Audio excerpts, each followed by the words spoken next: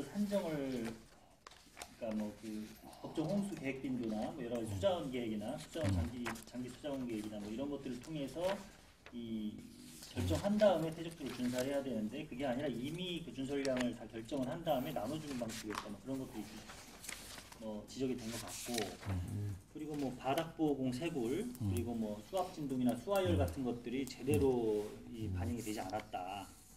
라고 얘기가 나왔는데 먼저 박찬원 교수님께서 그 부분에 대해서 먼저 일단 지금 국토부가 이제 감사원 발표에 대해서 1차 반박했지 않습니까? 그런데 그것이 오히려 지금 국토부가 더 코너에 몰리는 그런 형국이 되어버렸습니다. 따지고 보면은. 구체적으로 한번 얘기를 해봐요. 그래서 내가 설명할 수 있는 건 또 설명을 하도록 할게요. 그러다가 이제 논란이 되니까 이제 감사원이 국토부가 주는 자료를 앵무새처럼 적는데 받아 적었다 표현을 하는데 그 대표적인 게 보호 설계 기준 문제가 이거는 이제 이게 이 자료입니다. 아시겠지만은 여기 이제 첫 번째가 하천 설계 기준에 따르면 보는 구조물의 높이가 15m 미만인 구조물이 규정되어 있다. 이런 표현을 쓰거든요. 그러니까 이거는 제가 생각할 때 하천 설계 기준을 곡해했다.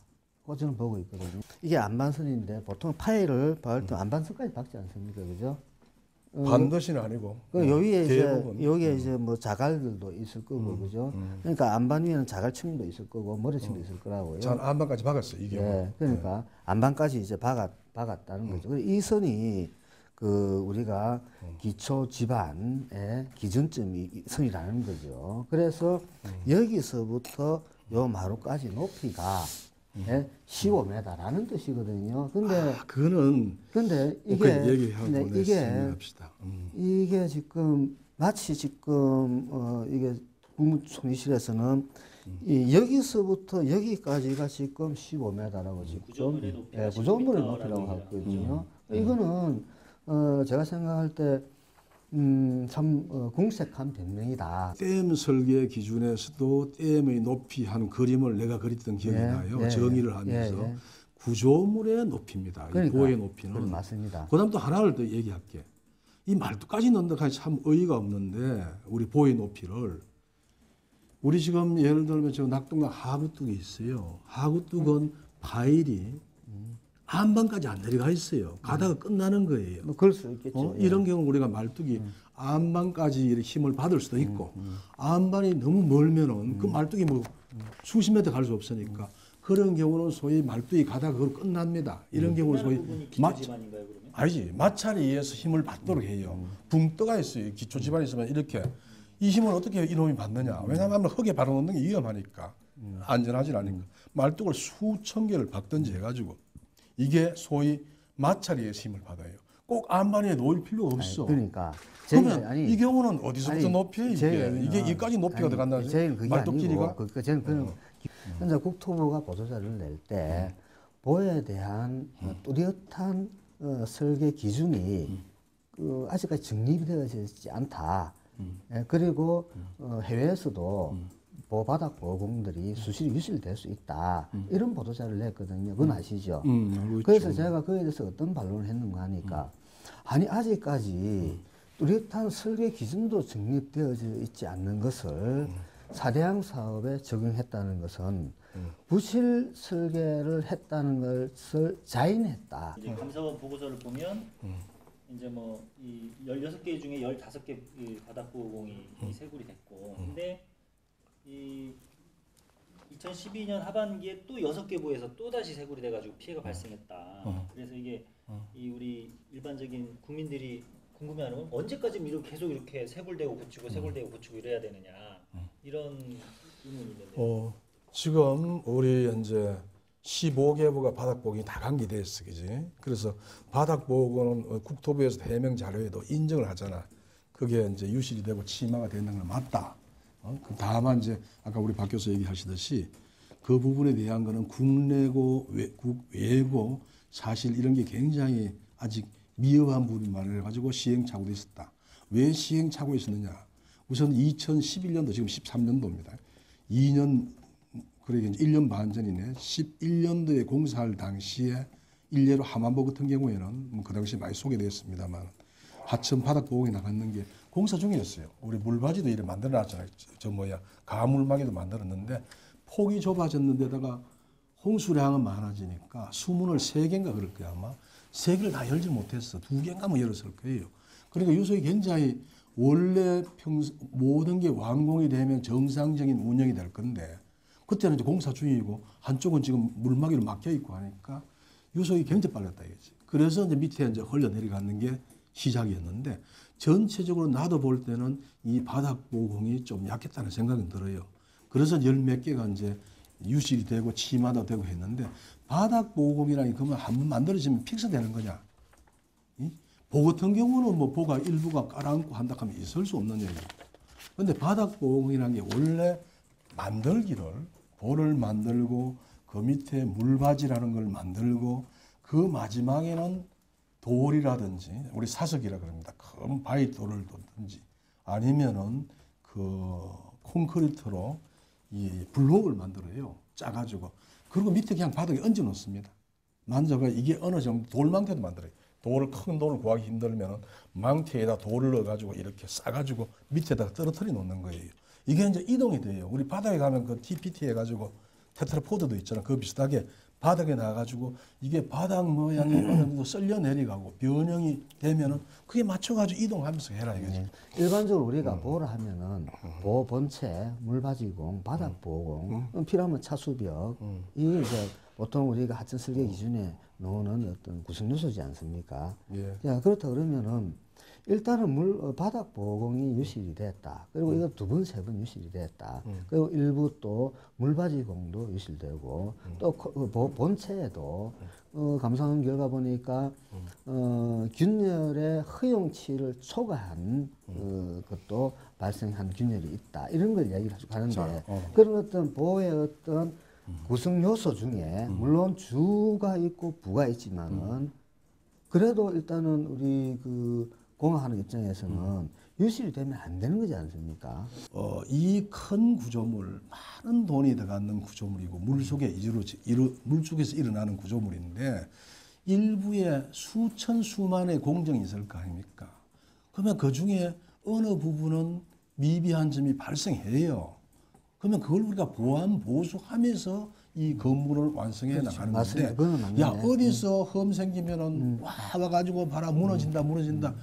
작년인가 1년 전으로 내 기억합니다. 누수 하면서 신문에서 나올 때도 그때도 우리가 얘기를 먼저 했어요. 지적하니까 뭐 몇 개 보여서 지금 뭐 물이 섬에 나온다 하길래 몇 개가 아니다 더 많다. 그러네 기자 브리핑을 했어. 11개인가 얼마 보여서 우리 생긴다. 근데 이거 보수할 거다. 그리고 그때는 일부 언론은 뭐라 썼느냐 하면 한겨레 포함이 보에서 물이 줄줄 샌다. 뭐 완전 그러면 국민들이 볼 때는 어떻게 생각했어? 야 이게 보에서 물이 줄줄 샌다. 옛날에 무슨 그 교과서 나오는 얘기 같이 야 물 새면 이게 넓어져 가지고 무너지는 거야 이러는데 아니다 이거지. 우리 그때 에폭시라든지 폴리우레탄을 보수하니까 그걸로 끝났어요. 그래서 이게 또 방수 구조물이 아닙니다. 그래서 이거. 제가 중력식 콘크리트. 그래서 제가 드리고 싶은 말씀은 자 파이핑이란 게 보 밑으로 물이 새는 거지 않습니까? 예? 그러니까 보 밑으로 뭐 물이 새는 파이핑 현상이 생기면은 보에는 치명적인 영향을 미칠 수 있는 거죠. 근데 그걸 내가 물어봤어, 그죠? 그 가능한 박 교수도 전문가들한테 한번 좀 물어봐요. 왜냐면 우리가 모든 걸 100% 알 수는 없는 거예요. 어떤 거는 과학이란 게 우리가 이제 규명하려고 막 기술이 발전해도 이 처질 때 있잖아. 따라가고 있는 경우 있는데 나도 그 물어봤어. 우선 보 밑에 16개 보 중에 19개는 관계없죠, 그죠? 안만에 바로 설치했어요. 근데 이제 바위를 박았습니다. 그지? 말뚝을 박았죠. 밑에서 이제 올려놨어. 이 경우 어떻게 되냐? 대체로 그걸 했어. 시트 바위를 막아놨어. 왜냐하면 밑으로 소위 수압에서 갈 수 있어. 그지? 왜냐하면 물 높이가 다르기 때문에. 물 높이가 같으면 그 문제가 적겠지만 물 높이가 다르면 수압이 조금 미치고 하니까 물이 이동할 수 있는 거고 이동하다 보면 모래가 딸려가고 파이핑인데 그걸 막기 위해서 시트 바위를 만듭니다. 그 다음에 이제 또 하나 물었는 거는 야 만일에 그 시트 바위를 안 박고 모래가 썰려가면 어떻게 되는데? 그럴 수도 있는 거 아닙니까? 이 구조물과 다른데 뭐 작은 구조물에는 그런 거 안 박을 수 있다 하면 그거는 이 보 자체에는 아무런 그것도 문제는 없습니다. 안반에 다 이게 안정적으로 설치가 되어 있기 때문에. 아니 아까는 파이핑 현상이 발생하면 안 된다고 하셨잖아요. 파이핑 발생하면 안 되지. 그러니까요. 안 되는데 안 되는 이유가 안 되는 그러니까 안 되는 이유가 지금 현재 수자원공사나 국토부에서 파이핑에 대해서 아주 민감하게 반응했거든요. 아주 민감했어요. 그 얘기는 역으로 하면은 파이핑이 발생하면은 보의 안정성에서 일정 부분 무너지진 않겠죠. 영향을 미칩니다. 영향을 미치죠. 나도 그건 제 동의해요. 이야기는 그 얘기입니다. 그래서 그래서 이제 파이핑이 안 생기도록 장치를 했다 이거지. 지금 그 감사원 보고서를 한번 읽어보니까 이제 그러니까 보가 과연 수질 개선 효과가 있느냐 없느냐가 지금 찬반 쪽에 계속 논쟁이 되고 있는데 그 감사원이 이 감사를 하면서 환경과학원에다가 다시 이제 그거 시켰더라고요. 예. 보가 있을 시와 없을 시에 똑같은 동일한 조건으로 수질 배출 모델 1, 2를 해봐라. 라고 해가지고 환경과학원이 결과를 냈는데 이제 약 1.3배에서 2.3배인가요? 이 정도 보가 있을 때 수질이 더 조류 농도가 훨씬 더 높아지는 걸로 나왔다. 그거는 이제 조류만 받는 걸 지도가 있겠죠. 우리가 수질 하는 게 꼭 조류만 아니지. 여러 가지 BOD, COD 중요한 팩터죠. BOD, COD 다 있을 수 있는 거예요. 종합적인 거도. 아니 그래서- 종합적이라도 우리가 수질은 쭉 BOD, COD 뭐 많지 않습니까? 이게 수질을 우리가 평가할 때는 가장 나빠질 수 있는 것 거기에 초점을 맞춰야 되거든요. 예를 들어서 낙동강에 다른 수질 다 좋더라도 페놀 한번 떨어지는 게 어찌 됩니까? 이게 난리가 나는 거죠. 마찬가지로 우리가 수질을 할 때 여러 가지 종합적으로 해야 되는 건 맞는데 지금 현재 녹조가 엄청나게 발생함으로 인해서 많은 문제가 생기지 않습니까? 그러면은 녹조가 보를 설치하면은 녹조 발생이 더 높아진다. 보가 이 수질에는 도움이 안 되는 거 아니냐 이제 그런 뜻인 것 같아요. 네, 그지? 그렇죠. 녹조라든지 네. 좀 정체가 되고 하는데 네. 조금 전에 페놀을 얘기했습니다. 그죠? 어디 우리 이제 낙동강 여러 개 보가 있는데 8개 보가 있습니다. 어느 지역에 사실 무슨 독극물이 등장을 했다 하면 이제 그 물은 더러워집니다. 그지? 이걸 갖다 해결할 수 있는 방법은 뭐 있습니까? 뭐 안 먹고 지내는 것도 방법이지만 그거는 이제 우리 기술적인 방법은 아니고. 그건 하책이고. 그거는 이제 물을 내려보내야 될 거 아니에요. 그때 위에 있는 보에서 물을 갖고 있잖아요. 그것을 방류하면서 이게 보완이 되지. 그게 이제 일종의 그거는 유지 홍수에 도움이 돼요. 이머전시 케이스고 비상사태고 그게 아니고 우리가 통상적으로 보를 설치를 하게 되면은 물이 정체가 되기 때문에 녹조 발생은 훨씬 더 가능성이 있는 거 아닙니까? 그건 그거는 교과서에 이제- 안 나옵니까? 그거는 이제 녹조의 원인이 뭐냐 해가 또 그동안 많은 네, 토론이 그러니까. 있었지 않습니까? 네. 그지? 그래서 요인은 우리가 여러 가지 있다 그랬잖아. 녹조 네. 발생에 네. 뭐 1번 우선은 그게 영양 염류 같은 게 얼마나 들어오느냐. 그지? 시간이 지나가면은 이제 그게 이제 자꾸 이제 뭐 녹조가 생길 수 있는데 그다음에 이제 수온도 필요하잖아. 그죠? 적정한 수온이 아니, 되고 다 조건이 햇빛까지 다 같다면, 들어와. 아니. 모든 게 다 들어와야 돼. 다 조건이 똑같다 하면은 무슨 조건이? 그러니까 수온 뭐 질소 뭐 인 뭐 다 같이 다 모든 조건 다 똑같다.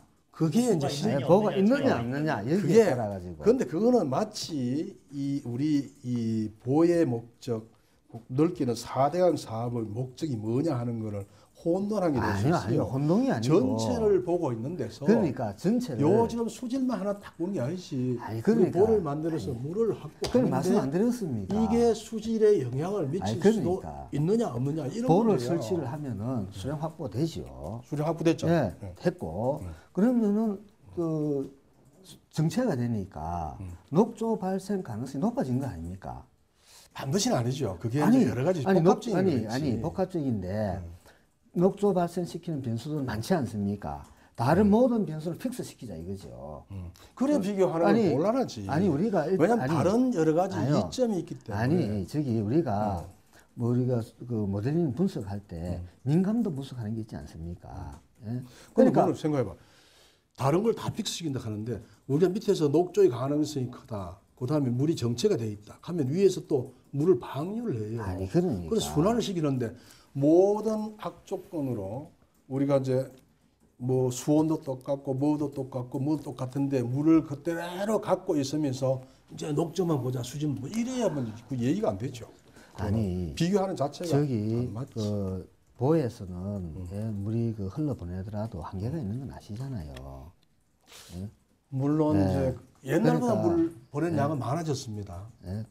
아니 어쨌든 간에 제가 드리고 싶은 말씀은 우리가 보라는 것은 예?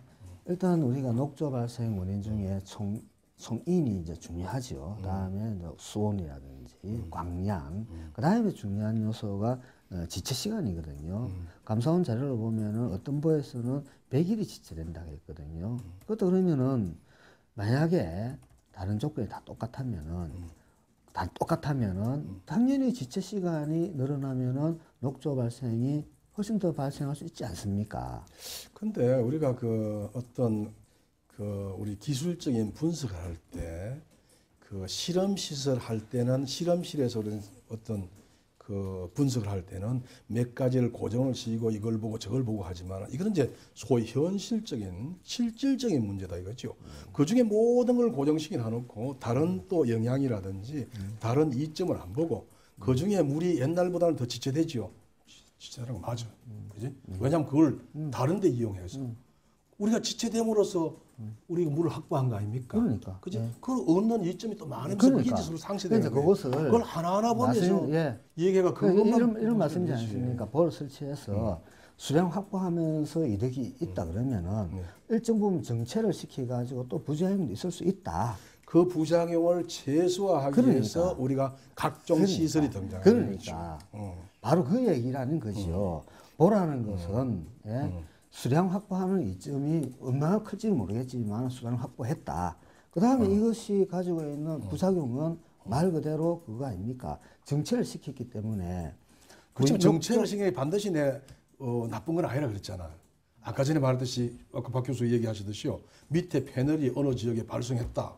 아니, 가장 빨리 해결할 수 있는 건 무슨 말인지 위에 뭐하는 정치된 물을 방류를 함으로써 그걸 금방 해결할 수 있잖아. 이제 감사원 쪽에서 얘기했던 게 이제 실제 공급 가능한 양이 2.2억 톤인데 연 1년에 근데 이 4배인 양, 그러니까 8.1억 톤을 방류하는 비현실적인 조건으로 수질 해치 모델링을 했다. 우리가 그때 보고 이제 완전히 어떻게 운영 기준도 안 만들어 놓은 상태에서 어느 정도의 기본적인 룰에 따라서 했기 때문에 일부 차이가 있을 수는 있겠죠. 그런 건 나중에 운영을 하면서 어느 정도 커버할 수 있는 그런 내용을 할 수 있어요. 그래서 일부 그 수질 모델링에 대해서 아마 감사원에서 내볼 게 방류 시점, 임의 선정 또 가동부 운영 전망 등을 통해도 수질 모델을 시행해야 되는 거 아니냐 했는데 이 환경부에서 그 당시에 얼마 전에 발표했죠. 그다음에 이런 방류 계획이나 수질 예측 전제 조건에 대해서 실현 가능성도 면밀히 검토하겠다. 이런 얘기 했으니까 이제 실제 이제 보를 운영하는 조건이 나오면 거기에 따라서 이제 더 정확한 예측 결과가 나올 수 있을 거고요.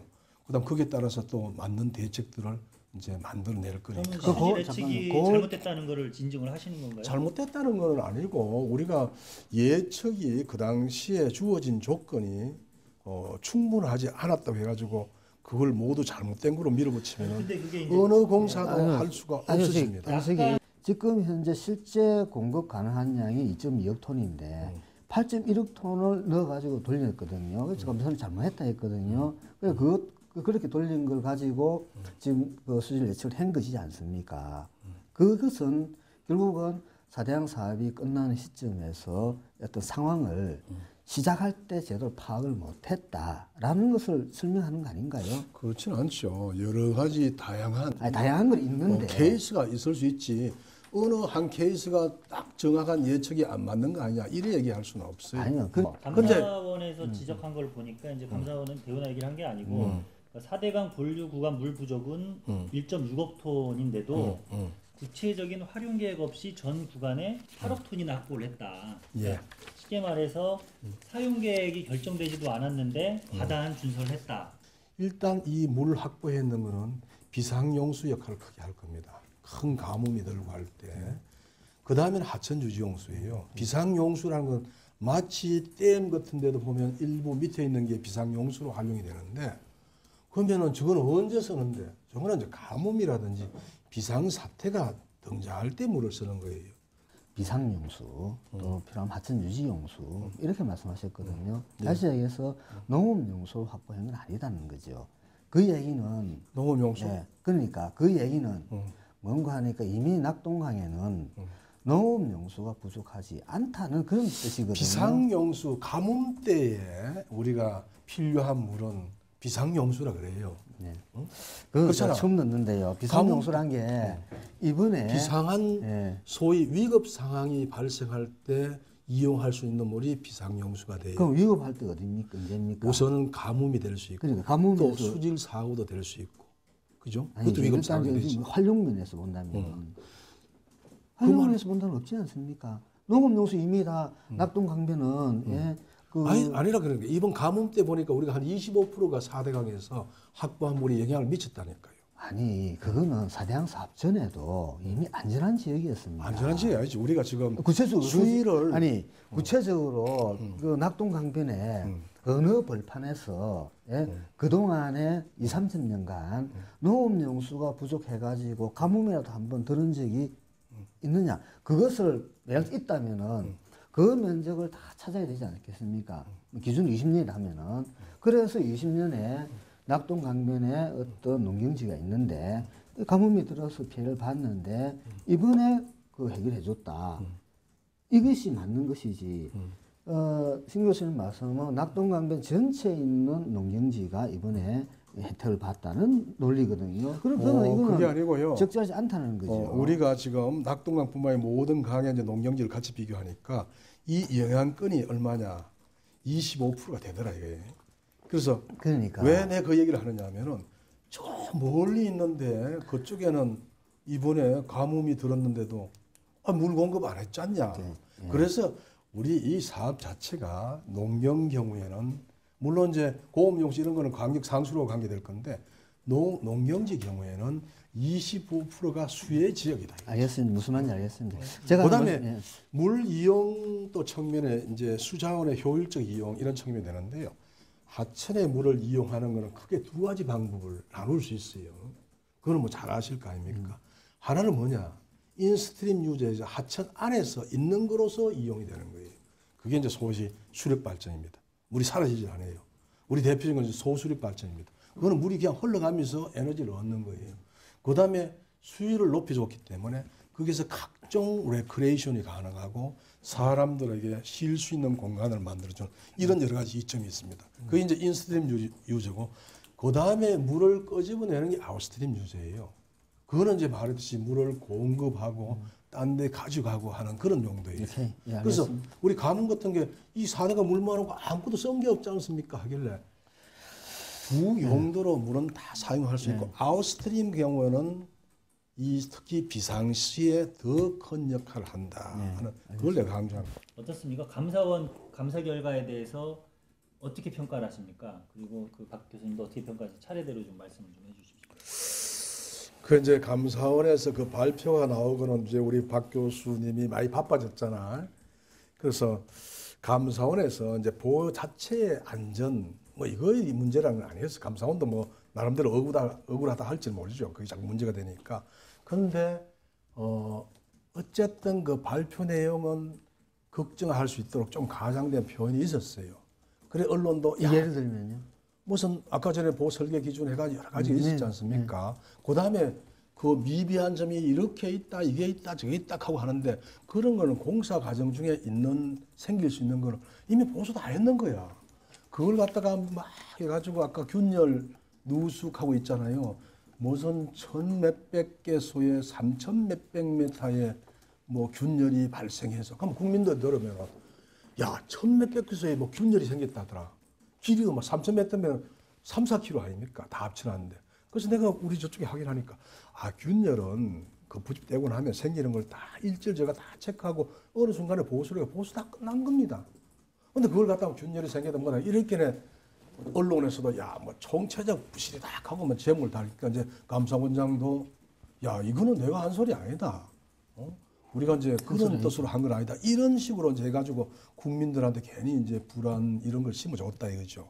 이번에 이제 발표한 것을 보면은 상당히 실체적 진실에 접근하려는 노력은 있었다.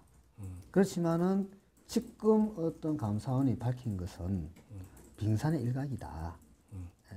그 위에 지금 앞으로 밝혀야 될 부분들이 진짜 제가 언론 제가 그때 저녁에 밤에 글 쓰다가 한번 쭉 생각대로 쭉 해보니까 17가지 나오더라고요. 밝혀야 될 부분들이 감사함에서 못 밝힌 것. 그러니까 예를 들면은 2008년 말에 14조 원이 6개월 만에 22조 원으로 올라갔거든요. 왜 올라갔냐 이거죠, 예산이. 그것도 뭐 우리가 밝혀져야 되는 문제고, 뭐 기타 뭐 밝혀야 될 게 한두 개 아니거든요, 민감한 사항들이. 그래서 그런 어떤 사항들을 우리가 감사원에서 밝혀주는데 못했다라는 어떤 거고, 다음에 이제 이 부분을 봐야 됩니다. 안정성 문제 감사원에서 이제 최종적으로 어떤 얘기를 하는가 하니까 참 의미심장한 얘기를 합니다. 4대항 사업에서 반드시 보완이 필요한, 이 반드시란 말을 씁니다. 이게 5페이지입니다. 반드시 필요한 보해 안전성, 수질 관리 및 유지 관리 등과 관련된 주요 사항에 대하여 전반적인 개선 방안을 제시하라고 얘기하고 있거든요. 국토부에다가. 자, 여기에서 보면은 두 개의 그 단어가 중요한데 반드시란 말이 있습니다. 그 다음에 전반적인. 자, 이걸 본다 그러면은 이 문구만 가만 보면은 이 감사원에서 이 4대항 사업을 보는 어떤 시각을 그대로 알 수 있다. 그래서 국토부가 지금이라도 열린 마음으로 이 많은 의혹들, 많은 어떤 논쟁점이 있는데 다 그냥 묻어왔었거든요. 이런 어떤 사건이 있을 때마다 묻어오고 사실 은폐하고 왜곡된 자료를 만들고 그것을 가지고 홍보하고 이런 어떤 과정 속에서는 이 4대항의 실체를 볼 수 없다는 겁니다. 그래서 의혹이 생기면은 지금 이 시점에서 제가 뭡니까, 우리 사회단체가 지금은 다시 재검 타자는 데 있거든요. 그래서 이런 어떤 시점에서 본다면은, 국토부가 한 발 물러서 가지고, 그래도 감사라는 독립된 기관이 한 것 같으면은, 겸허히 받아들여 가지고, 말 그래도 혹시 이런 게 미비되지 않느냐. 그렇다 그러면 거기에 대해서 고민하고, 여러 중지를 모아서 해답을 찾아야 되는데 지금도 그냥 뭉개고 가려고 하거든요. 그러니까 자, 시민사회단체를 그렇게 뭉개고 가는 것을 이제 막판에 와가지고는 진짜 국가의 독립기구죠. 대통령직수. 여기마저도 지금 그냥 뭉개고 가려고 하다가 또 국민들의 반발, 언론의, 보수 언론까지 4대항 사업에 대해서 그렇게 찬성하던 보수 언론들 마저도 문제를 제기하고 나니까 이제 총리실까지 들고 들어와 가지고 국토부가 적어준 자료를 그대로 앵무새처럼 또 낭독했거든요. 그러니까 이걸 본다 그러면은 지금 국토부는 내부적으로 상당한 어떤 패닉 상태에 빠져 있지 않느냐. 다시 해서 이 사태를 진짜 냉정하게 쳐다볼 수 있는 그런 의사결정 시스템은 완전히 붕괴됐다고 저는 보고 있습니다. 근데 지금 나도 그 언론을 통해서 봤습니다만은 이 국토부나 환경부가 은폐를 하고 숨기고 이런 내용은 사실 적절한 말이 아니고요. 그거 숨긴다고 숨기지는 것도 아니기 때문에 모든 게 오픈이 돼 있고, 그다음 총리실에서 이제 조사를 하겠다 하는데 아까 전에 박 교수 얘기는 또 국토부 공무원, 환경부 공무원들이 가는데 총리실의 발표 내용은 뭐 전문가들한테 맡긴다 이래 돼 있어요. 그래서 그런 경우는 진짜 국토부 환경을 빠져야죠. 거기에 영향을 미쳐서는 안 될 거고. 그다음 1개월 내에 어떻게 조사하느냐 하는데 1개월이란 거 나도 잘 모르겠어요. 1개월이라 얘기를 했는지. 빨리 나오는 건 빨리 나오고 뒤에 가는 건 뒤에 발표를 하고 뭐 이런 식으로 돼 있더라고 내가 보기에는. 그래서 어차피 검증을 할 필요가 있다 하면은 충분한 시간을 가지고 검증을 해야죠.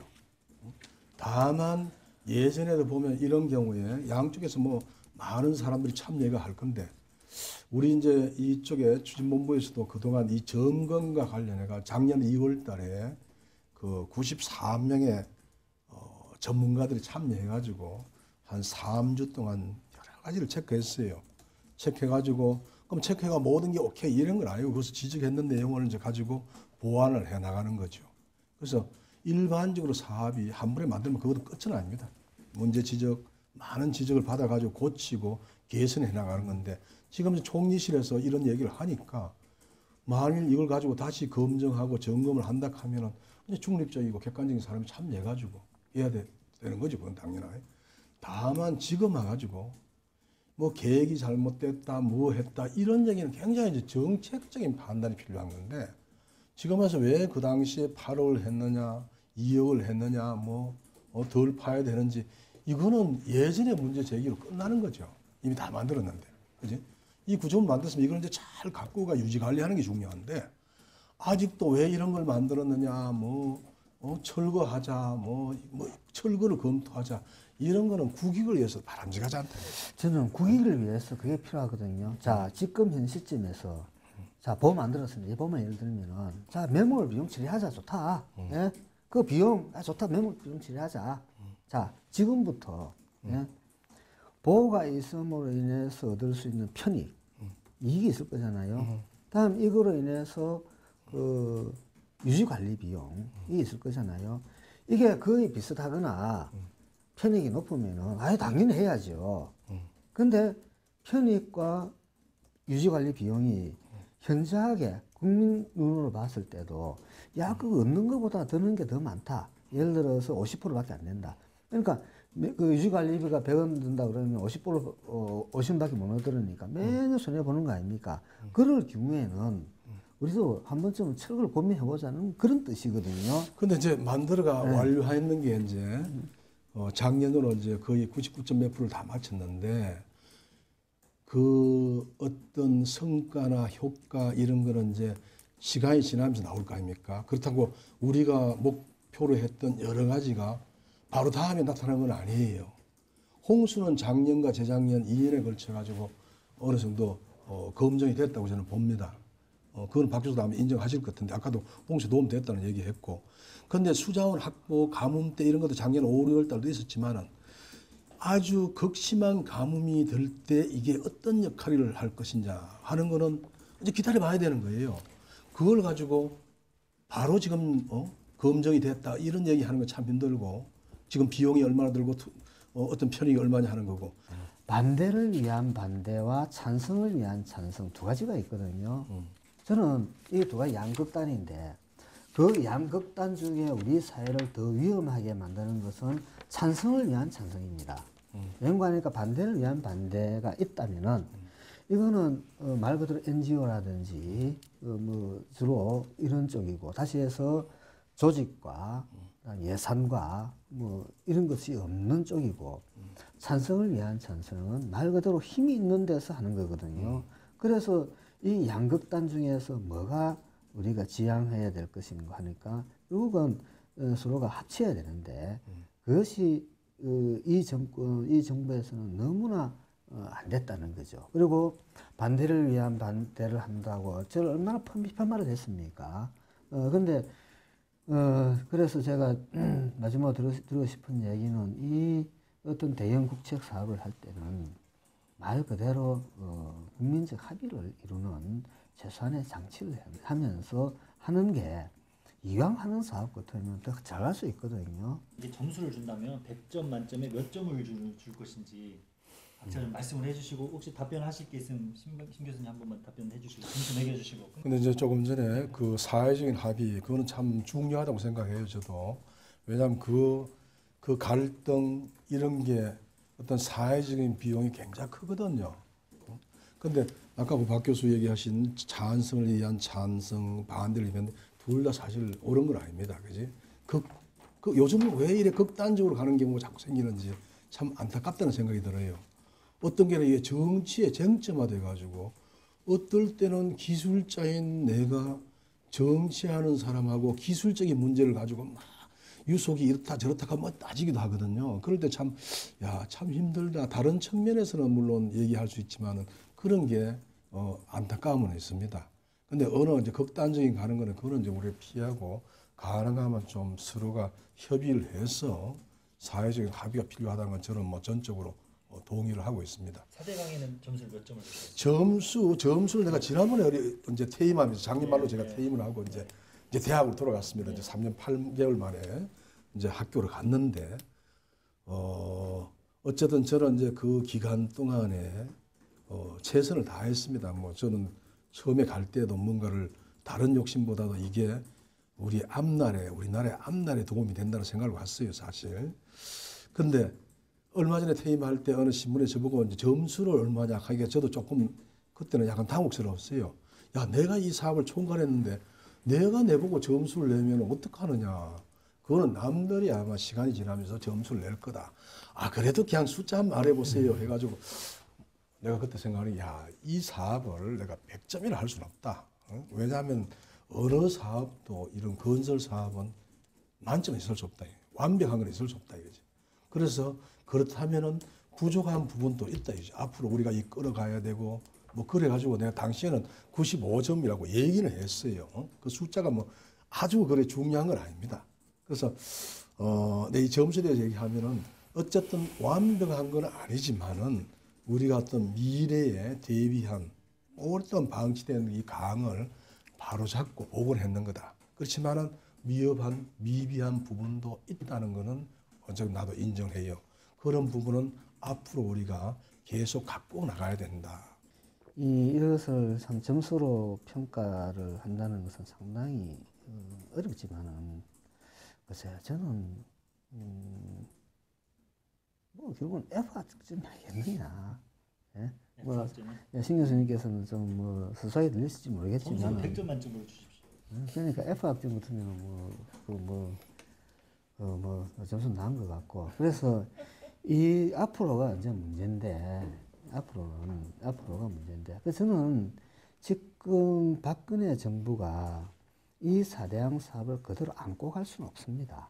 그대로 어떤 형태인지 간에 저는 어떤 하려고 보는데, 왜 안고 갈 수 없는가 하니까 이 4대양에 관련돼서는 계속해서 문제들이 계속 생길 거거든요. 물론 장점도 계속 생기겠지만은 단점도 계속 더 많이 저는 생긴다고 보고 있습니다. 그럴 때마다 현 정부가 이 4대양 사업에 대응했던 것처럼 하게 될 경우에는 제가 이 박근혜 정부의 어떤 성공에 관해서도 저는 성공한 대통령이 되고 저도 됐으면 좋겠습니다. 되리라고 믿고 있고, 그래서 성공한 대통령이 되기 위해서는 인사도 중요하지만 인사는 다른 파트고, 지금 가장 시급한 게 지금 4대강을 어떻게 처리할 것이냐라는 어떤 것을 보여줘야 되는데, 여기에 따라 가지고 저는 박근혜 정부의 어떤 성패가 서막이 시작된다고 봅니다. 일단. 예전에 보면 국책 사업들 있잖아요. 당시에 반대하고 해가 결국 합의를 못 보고 진행하거든요. 그걸 나중에 끝난 뒤에 다 좋아하는 사업들이 참 많아요. 그 대표적인 게 뭐 경부 고속철도라든지 저쪽 인천공항 같은 거 아닙니까? 그때 얼마나 반대했어요, 고속철도에. 도롱뇽이 사라진다 해가지고는 그 한 2년인가 얼마 정도 공사를 못하고, 그런 비용 나중에 어디 가서 받습니까? 그걸 그냥 경험으로 보기엔 너무 아깝지. 이번 정부 때 일단 한 번 더 지켜보고 역사가 평가해주겠죠. 예. 신 교수님 수고하셨고, 박 교수님도 반대하시느라 수고하시고 추진하느라 수고하셨습니다. 예. 그리고 이렇게 힘드신데 오늘 시간 내주셔서 감사드립니다. 예. 네, 감사합니다. 저희들이 내일 또 현장 조사 갑니다. 어디로 가는데? 네, 아이고 벌써 살고 있던데. 나는 잘 모르는데 저는 지금 일단 식사도 좀 같이 하시고 가시죠. 아유, 잘네. 너무 저희가 고생시켜드린 것 같아가지고.